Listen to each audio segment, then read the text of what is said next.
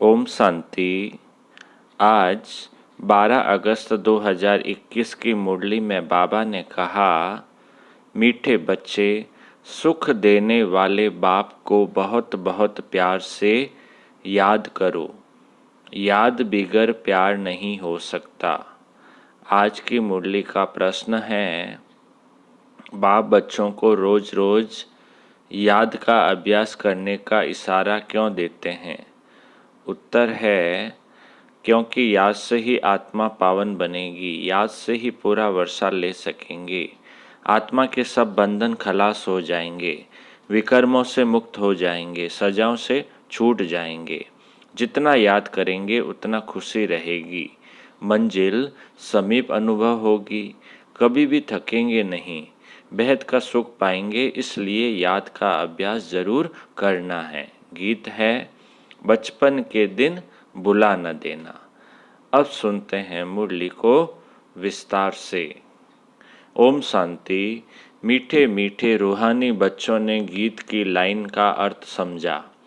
अभी जीते जी तुम बेहद के बाप के बने हो, सारा कल्प तो हद के बाप के बने हो, सत्युग में भी हद के बाप के बनते हो।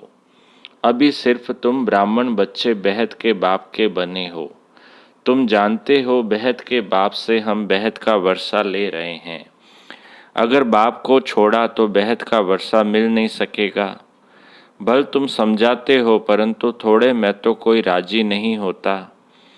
मनुष्य धन बहुत चाहते हैं, धन के सिवाय सुख नहीं हो सकता।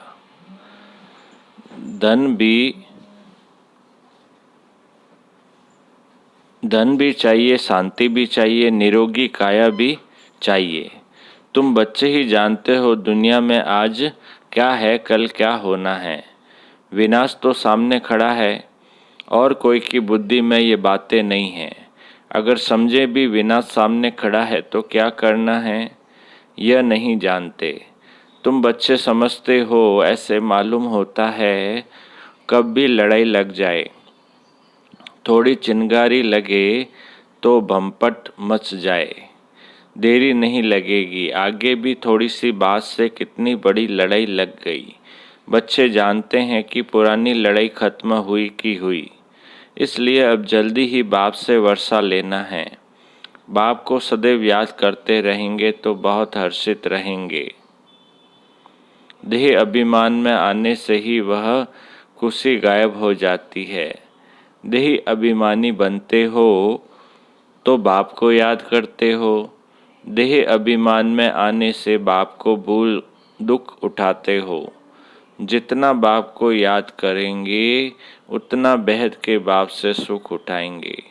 यहाँ तुम आए ही हो ऐसा लक्ष्मी नारायण बनने। राजा रानी और प्रजा का नौकर चाकर बहुत फर्क है ना। अभी का पुरुषार्थ फिर कल्प कल्पांतर के लिए कायम हो जाता है। पिछाड़ी में सबको साक्षात्कार होगा। हमने कितना पुरुषार्थ किया है। अब भी बाप कहते हैं, अपनी अवस्था को देखते रहो। मीठे ते मीठे बाबा जिससे स्वर्ग का वर्षा मिलता है, उनको हम कितना याद करते हैं। तुम्हारा सारा मदार है ही याद पर। जितना याद करेंगे उतना खुशी भी रहेगी। समझेंगे बस अब नज़दीक आकर पहुँचे हैं। कोई थक भी जाते हैं, पता नहीं मंजिल कितना दूर है। पहुँचे तो मेहनत भी सफल हो। दुनिया को यह भी पता नहीं कि भगवान किसको कहा जाता है। कहते भी हैं हे भगवान, फिर कह देते ठिक्कर भीतर में है। अभी तुम बच्चे समझते हो हम बाप के बन चुके हैं। अब बाप की ही मत पर चलना है। भल विलायत में हो, वहाँ रहते भी सिर्फ बाप को याद करना है। तुमको श्रीमत तो मिली है। आत्मा तमो प्रदान से सतो प्रदान सिवाय बाप की याद के हो नहीं सकती। तुम कहते हो बाबा हम आपसे पूरा वर्षा लेंगे। जैसे हमारा बाबा वर्षा लेते हैं, हम भी पुरुषार्थ कर उनकी गद्दी पर जरूर बैठेंगे। मम्मा बाबा राज राजेश्वर राज राजेश्वरी बनते हैं। मम्मा बाबा राज राजेश्वर राज राजेश्वरी बनते हैं तो हम भी बनेंगे। इम्तिहान तो सबके लिए एक ही है। तुमको बहुत थोड़ा सिखाया जाता है, सिर्फ बाप को याद करो। इसको कहा जाता है सहज राजयोग बल। तुम समझते हो योग से बहुत बल मिलता है। हम कोई विकर्म करेंगे तो सजा बहुत खाएंगे, पद भ्रष्ट हो पड़ेगा। याद में ही माया विघ्न डालती है। तुम जानते हो हम पावन दुनिया में जा रहे हैं। जो ब्राह्मण बनेंगे वही निमित्त बनेंगे। ब्रह्मा मुख वंशावली ब्राह्मण बनने बिगर तुम बाप से वर्षा ले नहीं सकते। बाप बच्चों को रचते ही हैं वर्षा देने के लिए। शिव बाबा के तो हम हैं ही। वह नई सृष्टि रचते हैं। वहाँ तो वर्षे का प्रारब्ध की बात नहीं।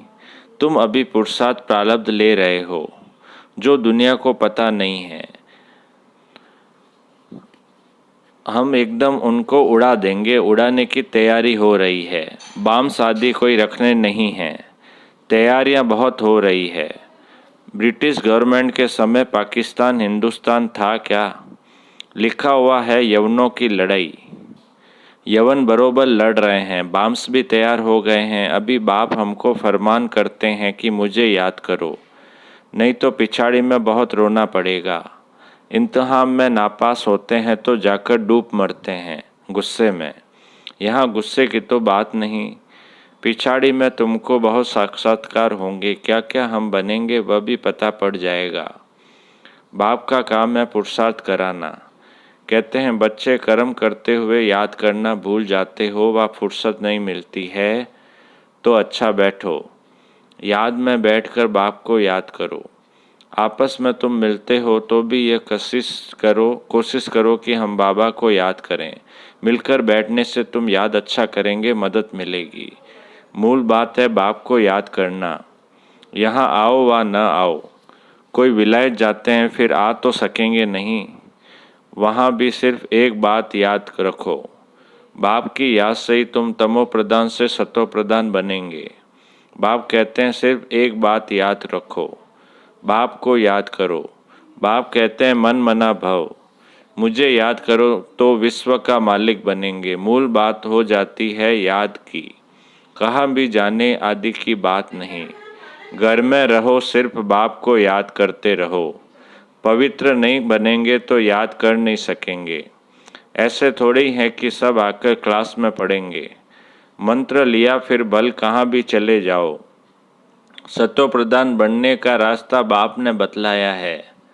यूँ तो सेंटर पर आने से नई नई पॉइंट सुनते रहेंगे। अगर किसी कारण से नहीं आ सकते हैं, बरसात पड़ती है अथवा कर्फ्यू लगता है, कोई बाहर नहीं निकल सकते, फिर क्या करेंगे? बाप कहते हैं हर्जा नहीं है, कहाँ भी रहते तुम याद में रहो। चलते फिरते याद करो। औरों को यही कहो कि बाप को याद करने से विक्रम विनाश होंगे और देवता बन जाएंगे। अक्सर ही दो है। बाप कहते हैं ये बचपन भूल न जाना। आज हंसते हो कल रोना पड़ेगा अगर बाप को बुलाया तो। बाप से वर्षा भूला पूरा लेना चाहिए। ऐसे बहुत है कहते हैं स्वर्ग में तो जाएंगे ना, फिर तो तकदीर में होगा। उनको कोई पुरुषार्थ करना नहीं कहेंगे। मनुष्य पुरुषार्थ करते ही हैं ऊंच मर्तबा पाने के लिए। अब जबकि बाप के पास ऊंच मर्तबा मिलता है तो गफलत क्यों करनी चाहिए? स्कूल में जो नहीं पढ़ेंगे तो पढ़े लिखे के आगे भरी धोनी पड़ेगी। बाप को पूरा याद नहीं करेंगे तो प्रजा के भी नौकर चाकर जाए बनेंगे। इसमें खुश थोड़े ही होना चाहिए। तो बाप समझाते हैं मीठे मीठे बच्चों, सम्मुख रिफ्रेश होकर जाते हो। तो बाप समझाते हैं मीठे मीठे बच्चों, सम्मुख रिफ्रेश होकर जाते हो। कई बांधेलियाँ हैं हर्जा नहीं। घर बैठे बाप को याद करती रहो। तुमको कितना सहज समझाते हैं। मौत सामने खड़ा है, अचानक की लड़ाई शुरू हो जाएगी। एक दो को कहते हैं थोड़ा भी गड़बड़ किया तो हम ऐसा करेंगे। पहले से ही कह देते हैं। बॉम्ब्स की मगरूरी बहुत है। बाप कहते हैं बच्चे अर्जुन योग बल में होशियार हुए नहीं हैं। ऐसा न हो लड़ाई लग जाए। परंतु ड्रामा अनुसार ऐसा होगा ही नहीं। बच्चों ने पूरा वर्षा लिया नहीं है, इसलिए निश्चय होता है ये लड़ाई करके लगेगी भी तो भी बंद हो जाएगी, क्योंकि अभी राजधानी स्थापन नहीं हुई है। यह लड़ाई करके लगेगी भी तो भी बंद हो जाएगी, क्योंकि अभी राजधानी स्थापन नहीं हुई है। टाइम चाहिए। पुरुषार्थ कराते रहते हैं, पता नहीं किसी भी समय कुछ भी हो सकता है। बस गिर पड़ती है एरोप्लेन, ट्रेन गिर पड़ती, मौत कितना सहज खड़ा है। धरती भी हिलती रहती है। सबसे जास्ती काम अर्थक्वेक को करना है। बाबा कहते हैं सबसे जास्ती काम अर्थक्वेक, भूकंप को करना है, लेकिन विनाश होने के पहले बाप से पूरा वर्षा लेना है। इसलिए बहुत प्रेम से बाप को याद करना है।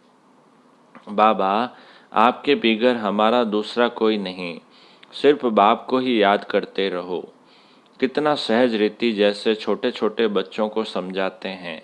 और कोई तकलीफ नहीं देता हूँ, सिर्फ याद करो। और कामचिता पर बैठ जो तुम जल मरे हो, तो सब ज्ञान चिता पर बैठ पवित्र बनो। तुमसे पूछते हैं आपका उद्देश्य क्या है, बोलो। जो सबका बाप है वह कहते हैं मामेकम याद करो तो तुम्हारे विक्रम विनाश होंगे और तुम तमो प्रधान से सतो प्रधान बन जाएंगे। सर्व का सदगति दाता एक बाप है। अब बाप कहते हैं सिर्फ मुझे याद करो तो कट उतर जाएगी।